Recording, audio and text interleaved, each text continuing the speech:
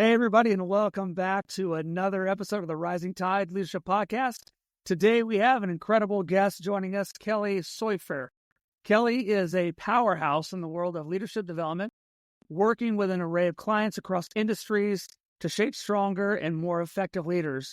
But what sets her apart is her intergenerational work, all the way from baby boomers and older, all the way to Gen Z. These emerging leaders are reshaping the way that we think about work, community, and purpose, and Kelly's here to help us understand that. Kelly brings a unique blend of experience, wisdom, and creativity to her coaching, helping her clients navigate the complexities of leadership in a rapid and changing world. And through her work, she's become a go-to expert on bridging generational gaps and empowering leaders of all ages to thrive. Whether you're a seasoned leader or you're just starting out in your journey, today's conversation is going to be packed with insights that you won't want to miss. So let's get right to it. Welcome to the show, Kelly. My goodness. I might use my hype guy wherever I go. Thank you. That was a great intro. Wonderful. Well, it's great to have you, and I am excited about this. Why don't you tell my audience a little bit about yourself, your journey? How did you get to where you're at today? Okay. Well, I'll do this as best I can in as short amount as possible. The one thing I guess I would want everyone to know, which I tell people when they meet me, is this: like, I never thought I would end up doing what I'm doing now. I mean, was not part of the plan, but I also tell students, throw out your plan because it just never tends to unfold that way. I graduated from college with an English degree, thought I was going to get into technical writing and editing. I did that for a couple of years. And I was a volunteer working with this organization called Young Life, working with youth. And after a couple of years, I realized that the technical writing was not waking me up in the morning. It was soul killing. And then I loved working with students, and the local Young Life chapter said, we'd like you to think about coming on staff. And I kind of did I didn't feel like the typical Young Life staff worker at that point, who was kind of the cool dude who could do all the board sports, and all the kids thought they were amazing. But I'm really organized, and a lot of people in youth ministry are not very organized. So I ended up sticking around and went to seminary and was on Young Life staff altogether for 11 years and did a lot of work around supervision and starting new stuff and all that. And then church hired me to be a youth pastor, and I did that for 15 years. And that's where I met Scott Anderson. Yes. Sorry, I almost called him Scotty because that's who he was when he was in high school. Ended up working with another denomination. And in the midst of all that, I started doing coaching with churches. I, at that point, had been working with youth for 27 years and had really felt like working with youth was very unimaginative, not for me, but what I saw around me. And got pretty frustrated and thought, rather than just focus on doing the work myself, I'll try to get other people equipped, because I just felt like it was not getting better. It was just still pretty terrible. And in 2015, I was working with a church, helping them figure some stuff out. And one of the board members, the elder board, said, you know what we're doing here? I need this at my workplace. Like, I've got this team that is driving me bananas. And I'm like, well, what do you do? And she described what the business was. And I looked at her with spirals of death in my eyes, like, I have no idea what you're talking about. Something in the cloud. It made no sense to me. I had no understanding of what but she was having conflict on her team. And I am familiar with that dynamic. And so she brought me in, and thankfully it went really, really well. And then she said, I'm on the board of a college. I'm going to refer you to them. She referred me to them. And all of a sudden it was like, it just took off. Wow. And they referred me to another organization, this international accounting firm. Pinch me. What is going on here? And it just kind of went from there. So now I do primarily coaching outside of a church context. So it's just been really interesting. And I've been in all sectors of the workplace. I work with a tech platform that does data analytics and help them with all their team building, and a nonprofit in New York that helps restore oysters in the harbor. And it's just really fascinating. I love what I do. I could name all the other clients, but I probably shouldn't. Yeah, and we'll put up links to your website for my listeners. And I saw a lot of those clients, and I was like, wow, this is great. So, well, it's real diverse. It's been real diverse, real interesting.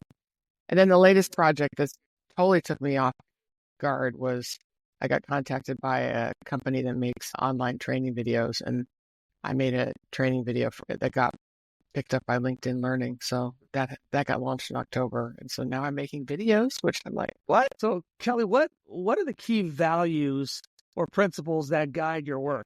I think mostly what I want to help people understand is, what does it really mean to be a leader? And, you Google leadership on Amazon and 1,000 book titles come up. I mean, I haven't looked lately, but it's embarrassing how many there are. So there's lots of theories, lots of books, lots of people out there pretending like if you just do these 5 steps, you're a leader and all this kind of stuff. And I just don't, I think there's way too many oversimplified concepts of it, but leadership is a very nuanced, complicated thing to pursue, and it needs to be done, I think, in community. I mean, I think I ended up in leadership because people asked me to lead and not because I decided I was a leader one day.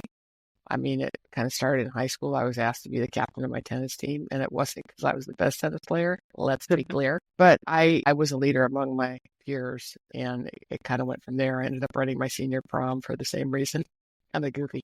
But it just kind of that has been a running theme in my life. I would say if I was walking down the hall with someone and someone said, give me your 1-sentence definition of leadership, and I tend to say that I think that true leaders reproduce more leaders. That's the only quality that I really look for, is whether they are someone who can reproduce leadership in others and not clones of themselves, but they would be able to foster and fan the flame of leadership in other people, although it may look entirely different for that other person. What do you think are the biggest challenges that leaders face today? They weren't taught how to lead, so they're leading according to some persona, some celebrity, some famous person, some oligarch, somebody who they're copying, but they don't really know what leadership is, and they haven't really taken any time to think about it. I mean, unfortunately, I think my coaching practice is entirely built on a very simple premise, and that is that no one ever teaches managers how to be managers. So then they just stumble their way through and usually make some pretty significant mistakes that can often be damaging. So I teach people how to be managers. I mean, I'm a middle manager coach. I mean, I do executive coaching, but I really like to actually be right in the middle, kind of helping people who are in their first management experience. And unfortunately, my own competencies were learned. I shaped them around everything I wasn't taught. What I wish I'd known when I started in management. I think that there's just a lack of training. I listen to podcasts like it's my job. So it's weird, always funny for me when I get interviewed for a podcast, because I usually just listen to them. But this one guy, Steve Rogelberg, I think is his name, he does a lot of stuff on one-on-ones, how to do one-on-ones effectively.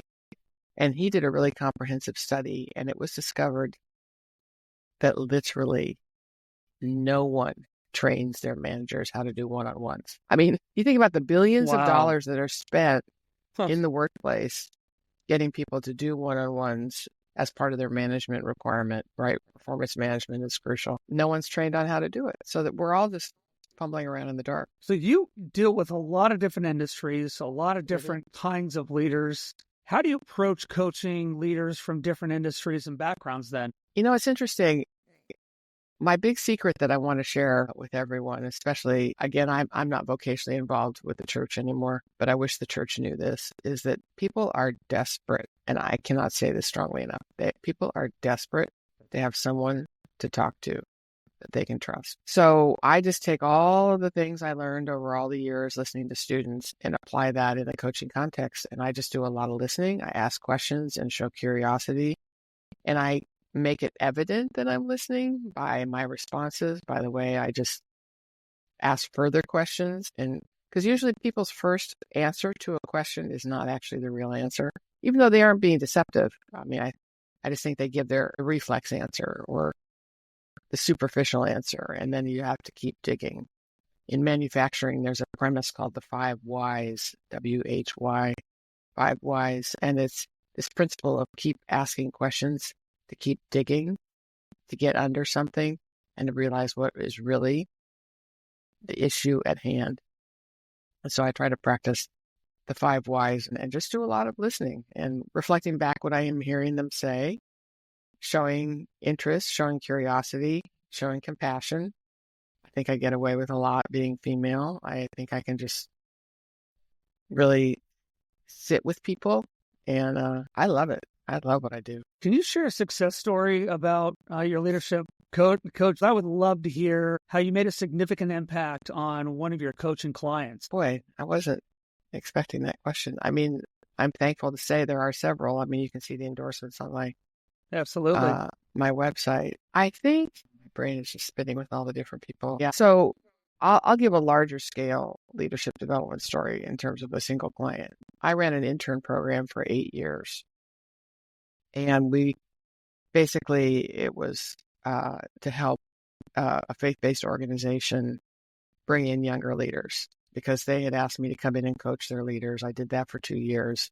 After 2 years, I came back. I'd been to 40 different sites within their organization, and which was a lot of driving in Southern California. Mm-hmm. I came back and said, I actually like what I see. However, I don't see anyone under 40 in any significant leadership in any of the entities that I visited. You've got a problem. And they're like, well, what should we do? I said, well, you need some younger leaders. So let me go to the store and get some, is the way I said it. And that was to go to colleges and interview young people who were somewhat interested in whatever they were doing and create an intern program. So I started an intern program. Like I said, did that for 8 years. And I just did the stats on this because I'm actually doing another online training course on how to start an internship program. We had 62 interns in those 8 years.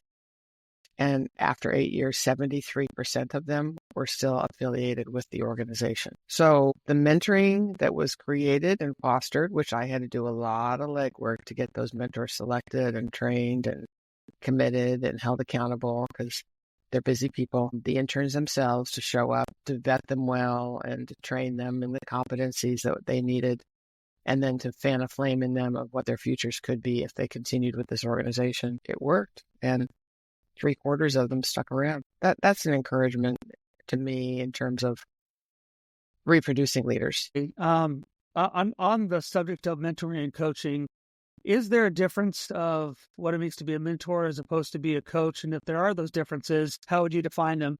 Yeah, I think those two are pretty different, actually. I think coaching is situational. I think if I have a problem, I don't know what to do in this particular situation, I'm going to go to my supervisor or I'm going to go to someone I trust. But it's about this particular situation that I'm having. I'm having conflict on my team, or I'm having someone underperforming, or I'm having someone who's in a personal crisis and I think they're depressed and I don't know what to do. You know, I get all of those types of things. I will coach someone on how to help them get through that situation. Mentoring is almost like a kind of an Obi-Wan sort of situation. It's sort of this wise sage who has all this experience is available to teach certain truths to someone. It's not based on a particular situation, or that these are the things I've learned along the way that I want to pass along to you. One is kind of, like I said, situational. The other one is more maybe aspirational. Mentoring is interesting. You know, there's the mentor, and then technically the word is mentee. I can't stand that word. It reminds me of manatee.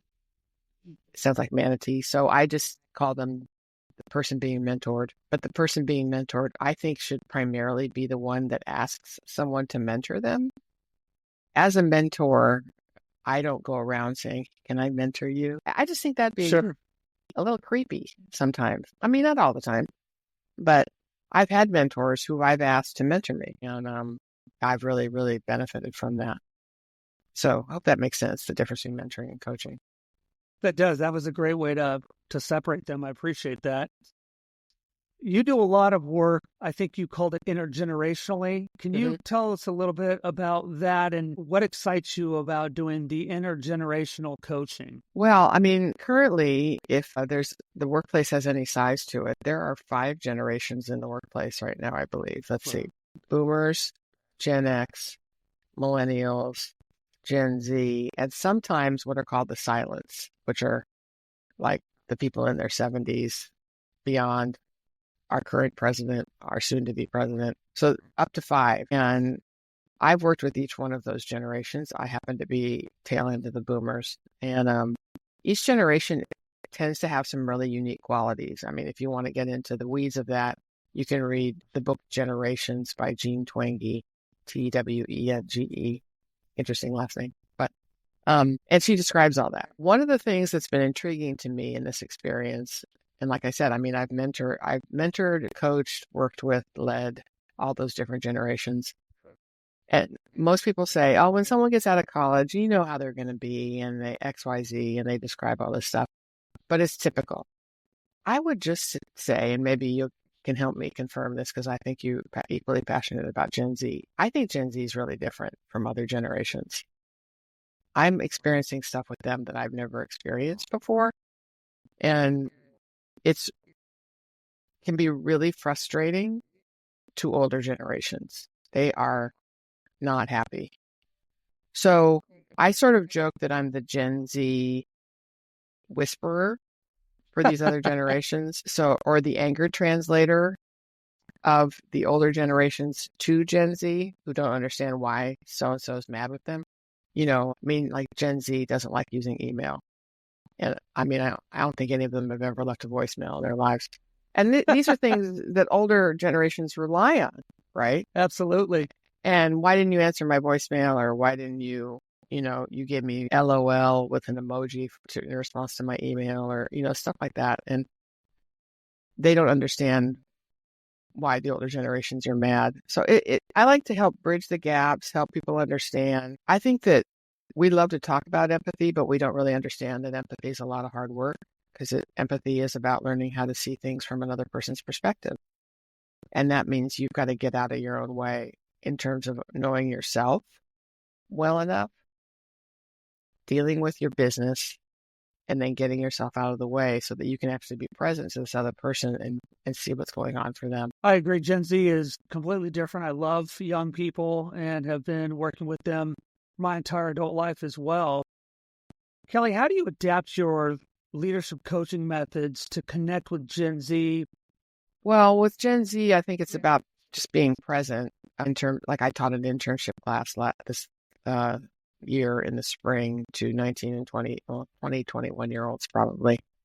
And just being around them and observing them and using a curriculum that I'd used for 15 years that had worked relatively successfully. It sort of floundered in many ways with this group. So that made me really reflect on like what's not working in terms of the way assignments are given, in terms of giving feedback, making expectations really clear. Things I felt like I didn't have to do quite so much in the past. I have to be much more explanatory, much more patient. I think one of the biggest differences is that this current generation has very little to no work experience. I mean, they've been so busy going to school, surviving the pandemic, all these different things, taking a million activities every summer so that they can qualify to get into colleges and get financial aid and do sports and yada, yada, yada. I think it's only like 22% of students, I think that was the latest study, have had jobs. So employers not only need to teach a new hire from that generation how to work, they need not only teach them the current job at hand, they need to teach them how to work. What does it mean to be timely? What does it mean to dress professionally? What does it mean to communicate? I have coached a client who's 25 on how to use email. This person was unfamiliar with labeling, filtering, that you don't want to use it as a to-do list, that you don't, if you're going to lose things in long threads, so, don't keep it in a thread where it's getting to 12, 16 emails back and forth because you're going to lose the information. I mean, all this kind of stuff. When you're speaking with managed leaders at different levels, how do you teach them to connect with Gen Z? How do you help them understand these things that you are doing directly with Gen Z and help them know, hey, you've got to do this too? I mostly want to create empathy because I think they're just so mad at them. They don't even want to learn. So I start with saying like, okay, let's pull the camera back. What has happened in the last 25 years? 9/11, the advent of the iPhone and the expansion of the internet. That was 2004 iPhone, I believe. 2007. 2011 was the like button, I think. And that changed the dynamic, right, of social media. The financial downturn, devastating. A lot of current Gen Zers saw their parents lose their jobs, lose their homes. They started losing trust and faith in institutions. They started having to go through active shooter drills and gun violence on a level unimaginable. All the changes that came up when Trump was first elected in 2016 and just the volatility and division that resulted, the pandemic. I mean, all these things have happened in a very short amount of time. And online learning for a lot of them was devastating, missed graduations and missing and losing friend groups and all that kind of stuff. No wonder they're stressed. No wonder there's anxiety. No wonder there's skepticism and mistrust in institutions. So let's start there. Secondly, the other thing I always like to point out is you get mad that they're just so caught up in their phones and their technology and they seem obsessed with it. And you get, we'll all be the first to admit they know exactly what they want in their Chipotle order, or, they know exactly what they want to order at Starbucks and, all that. So they actually think the world centers around them because they've got a Spotify playlist for everything, right? I mean, they have all these things that is totally customized and caters to them. Who created all that technology? Gen X, older generations. This is our fault. We can't be mad at them. We did it. And we've got to figure out how to reconcile that and learn to accept what has happened as a result and come, like I used the word earlier, come with empathy, come with a desire to understand and with curiosity. So that's where I start. And after that, I've usually got their attention. They're like, I won't say what word they usually say after that, because they realize that this is much bigger than it's not just the transactional interactions they're having. I mean, one fundamental thing we've really, really got to realize and change is that this younger generation really values passive communication. They'd rather text, they'd rather comment, they'd rather use an emoji or a meme. A good number of them don't know how to type because the first interaction with technology was an iPad and then they went straight to cell phones. So a long email, out to the no. I mean, this is not going to happen, right? They're not going to respond. And if you ask them what they think, they may not tell you because either they don't know or they don't really want to make the energy to talk about it, but they'd rather give you some side eyes and comments somewhere, and then they'll tell their friends what an idiot their boss is. It's a super good time. But anyway, so yeah, I mean, it's complex. There's a lot of layers to it. So in your interactions with Gen Z, with younger people, what surprised or inspired you about this generation? They feel things really intensely, and that's not initially sometimes evident because they've become very muted. They've become very guarded a lot of times in the way they present themselves. But, I mean, Greta Thunberg basically is changing the world in terms of the climate crisis. There's a young man named David Hogg who was part of the Parkland shootings and is leading a whole political movement. He's now running to be the vice chair of the Democratic Party. He's 23 years old. He's helped elect new members of Congress. So they aren't waiting to be asked to do things. They're kind of saying, you know what, you all kind of messed everything up. We're not looking to you anymore. We're going to go do this ourselves. Now, that's coupled with a whole other part of that generation that do not care at all and are just vaping their way through and video gaming their way through life, and they're numb. And that worries me greatly. So there's both sides of the coin, and both hearten me and discourage me greatly. And I feel a little bit stunned as to what to do. So you touched on it a little bit, but I'd like to talk about leadership strategies and trends, and you've mentioned some of those already. But how do you define effective leadership in today's fast-changing world? It seems like we're changing faster and more often. Yeah, I think there has to be opportunities to learn by doing. Propositional teaching doesn't really work because a lot of the technology has changed, situations have changed. There's a very much of a who moved the cheese feeling all the time, although probably only older people like me know what I mean by that saying. But thank you. I like using case studies if we are removed from a tactile work environment in the moment.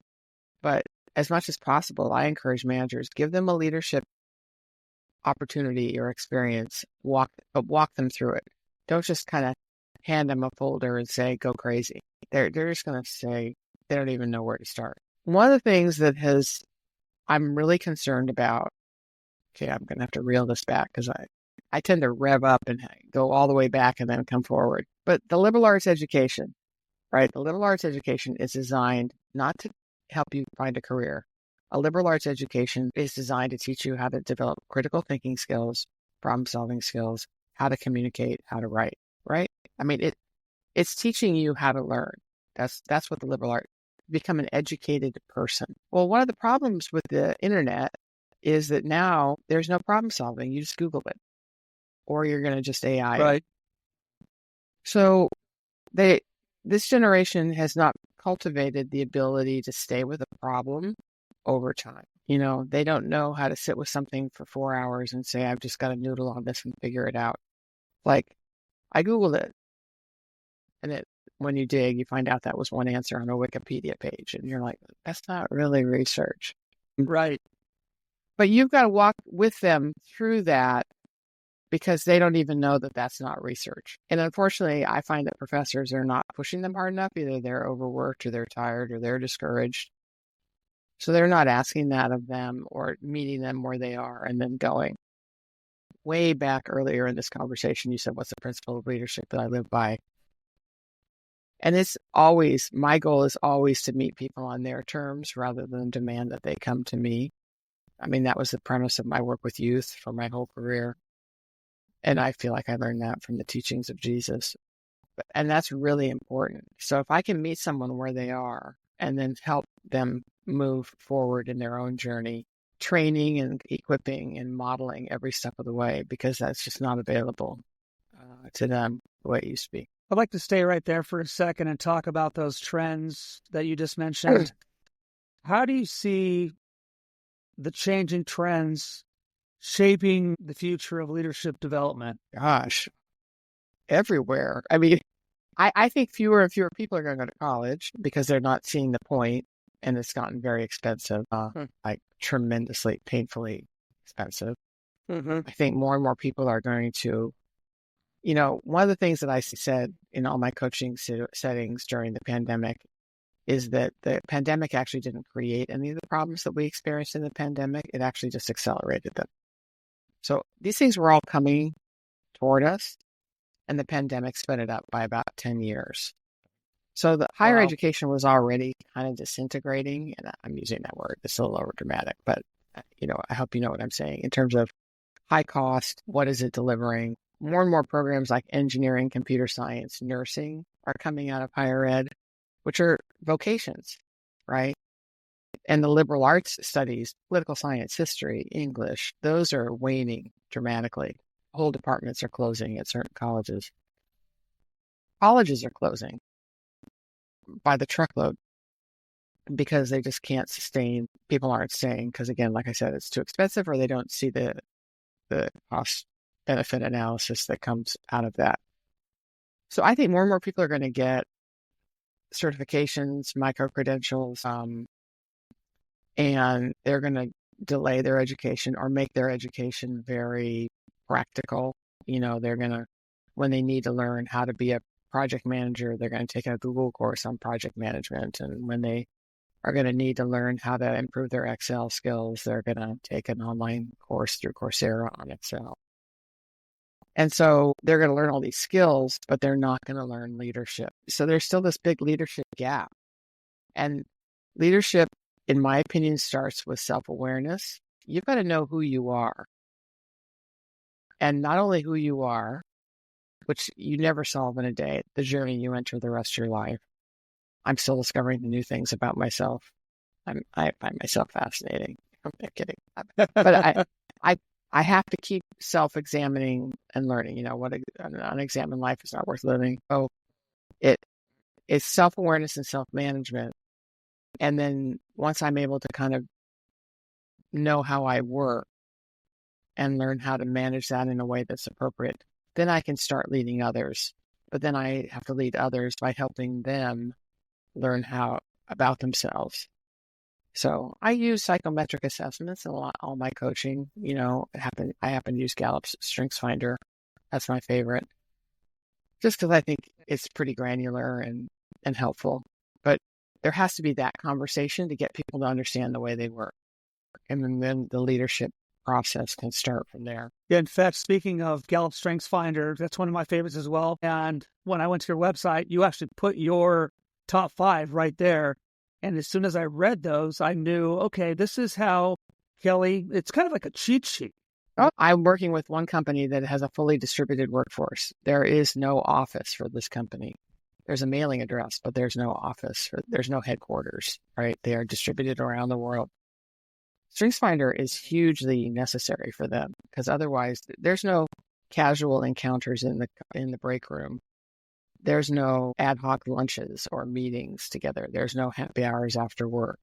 They've got to learn how each other works, and they need those shortcuts that they're not going to get by just seeing each other once a year at a meetup in person. So StrengthsFinder helps them with that, learn how each other works and learn some language about it. And it equips people themselves to talk about how they work. I mean, that's the most valuable part of Strength. That's why I started using it. I started using it with college seniors back in 2009 because I was doing an internship training class then, helping them get ready to launch. And we were doing mock interviews. And, what's the classic first question? Tell me a little bit about yourself. And the students would just be like, I don't know. I think I'm kind of good with people. Yeah. And that's not enough. So StrengthsFinder gives you language on how to talk about yourself. So StrengthsFinder is wonderful. Do you have any other practical steps how leaders can take to improve their communication, especially with younger teams? Practical applications. Yeah. I mean, another tool actually that I use is the VIA survey, Values in Action, a character survey, which is based on different research than StrengthsFinder. So I think they pair well together. Both of them emerge from positive psychology research. But the VIA is peer-reviewed. It's based on character concepts, ideas, and principles that started way back with the philosophers in Greco-Roman times. And StrengthsFinder is more based on the research of the last, 50, 60 years. So I like having those tools at their disposal. Because again, if the older generations are aware of the way they work and their own idiosyncrasies and can get themselves out of the way and say, I need to be curious. I need to understand what's going on here. I need to meet them where they are. And again, it involves listening. It involves encouragement. It involves conversation. I think younger generations are not so caught up in hierarchy. They don't even like titles, I mean, like I've had to coach young people. This guy wants to be called doctor. Don't call him by his first name. Like, I know it sounds egotistical, but he worked hard to get that degree. Just please call him doctor. The world is pretty flat to them. I think older generations need to understand that. I mean, this generation can DM their favorite musician, their favorite celebrity, their favorite significant figure. And sometimes they'll get a response. They have access in ways that we never did. And older generations got to get off their high horse and understand that the world is changing under their feet, and they can hate it and not like it and say, we just want to do certain things, go back to the way things were. You can't put the toothpaste back in the tube. Things have changed. Love that. Well, Kelly, how do you continue to grow and develop in your own leadership journey? Well, like I mentioned earlier, I listen to podcasts like it's my job. So there are too many to list. I probably listen to at least 4 or 5 a day. And I do that when I'm making my breakfast, when I'm brushing my teeth, when I try to exercise. I don't try, I do exercise daily, walk or ride my bike. When I'm making dinner, when I'm doing boring administrative work, logging invoices and stuff like that. But I'm always listening to something, and I'm always reading something. I just downloaded a book by Chip Conley on the midlife, because I'm getting a lot of coaching clients who are in this midlife crisis.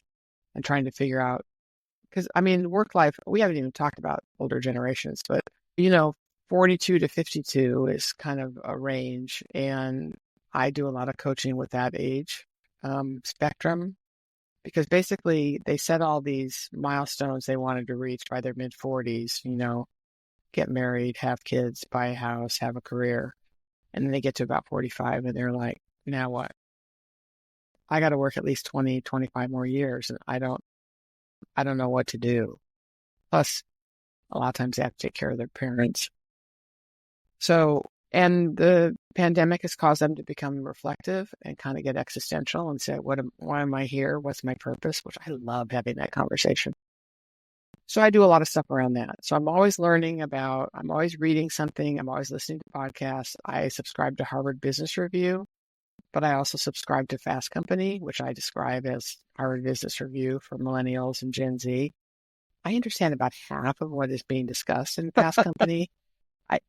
They'll talk about something on Discord. I mean, I don't use Discord, and it's not like I'm against it. I just, who has time? And I don't understand it, So, but I know it exists. I know it's there, so I'm aware. I listen to podcasts about music, because I want to know what's popular. I love listening to interviews. My favorite thing to read, other than kind of fiction information, I read Generations last year, which is a major commitment. That one I mentioned earlier by Jean Twenge. It's like over 500 pages. That took me a couple of months to read. But when I'm not reading stuff like that, I'm reading memoirs, because I just love learning from people's lives. I just am fascinated by the way different people live their lives and the choices they make. And so, yeah, I'm always trying to grow and change. And then I have a contemplative practice of every morning. I'm reading, journaling, doing a little prayer, trying to get myself centered and grounded so that I can be present to the people I work with. Kelly, do you have a favorite leadership book or memoir, autobiography that has really touched you? I can talk about formative books. Like, I have listened to one of your podcasts because you guys just kind of connected with me recently. And you mentioned 7 Habits. I hate the title, 7 Habits of Highly Effective People. The illustrations are super corny because it was written before the internet, before cell phones.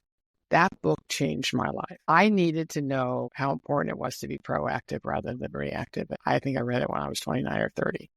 Rocked my world. I still recommend it to clients. I still think it's an amazing book.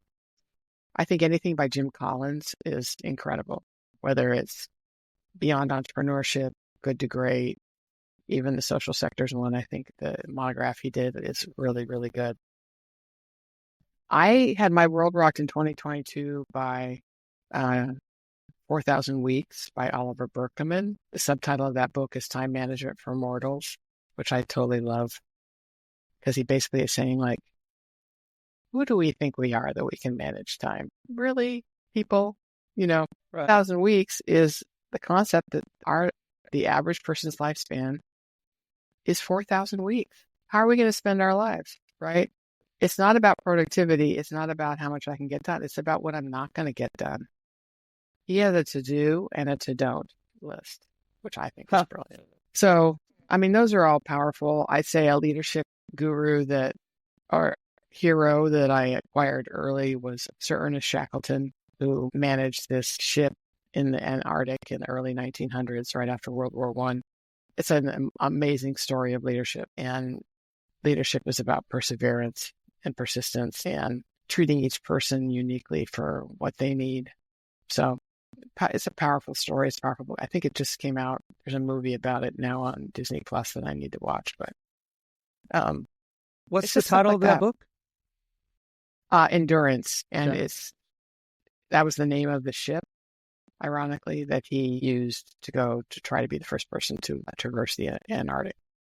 Explorers used to be a really big deal in our world, right? In the early 1900s, there were places people had not been yet, and it's interesting. There's a book by Edwin Friedman, who's a therapist.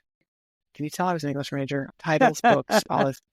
I'm a total nerd, but it's called Failure of Nerve. And he's like, what we've lost. I mean, think about it. In the 1500s, people would set out to go to some part of the world, not knowing what was going to happen. If the world was flat, they were going to fall off the edge of it. If they were going to travel around some certain continent, would they ever come back? Right?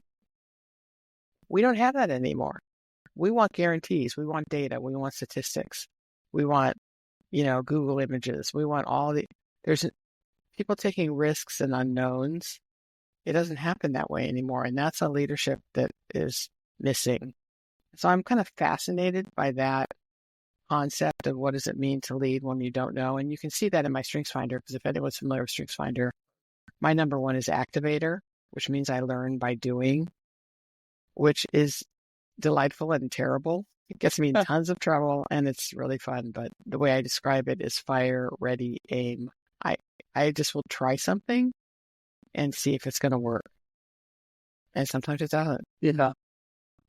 Kelly, is there a certain takeaway for leaders young and old that you have been teaching lately that you'd like to leave our audience with? I'll quote something that I stole. I wish I could say I made it up because I like it, but I stole it from somebody, I don't know where, but leaders are thermostats and not thermometers. Leaders should be setting the temperature, not reflecting the temperature. And that's what you want to be looking for. I should be setting the temperature in every meeting that I'm in. I can't ask anyone to do anything I'm not willing to do myself. I'm never too important to not get my hands dirty doing certain things. You're going to have a greater impact coming alongside someone and meeting them where they are and helping them learn along the way and reflect on the journey that they're on, rather than just pontificating from above, loving the sound of your own voice. I love it. I'm going to steal that one. I'll give you full credit, but I'm stealing it. You can quote that I quoted someone. How's that? Oh, yeah, I'll do that. That's great. Secondary sources are wonderful. Yeah. So Kelly, how can my audience connect with you? How can they learn more about your work? I would love it to have anyone engage with me on LinkedIn. I'm pretty active there. I'm not a huge fan of social media. I gave up on Facebook a long time ago. I'm kind of on Instagram with some friends, and I love watching cat videos, and I'm not kidding. That's about all I watch on Instagram. I'm a childless cat lady, so let's get that out there. But LinkedIn, to me, that's not social media. It's a professional networking site. I like it.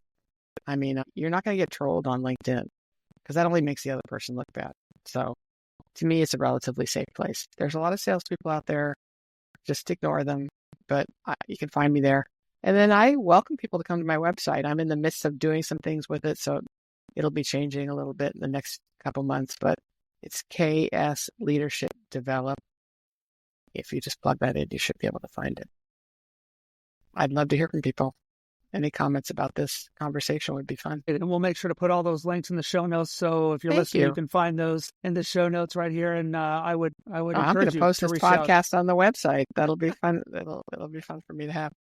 Lastly, who's one leader that the Rising Tide Leadership Podcast needs to get that could share wisdom with us for a time in the future? There's a dear friend of mine. His name is Rukshan Fernando. He used to be the provost at Azusa Pacific, and he is now the assistant to the president of the Mennonite Central Committee.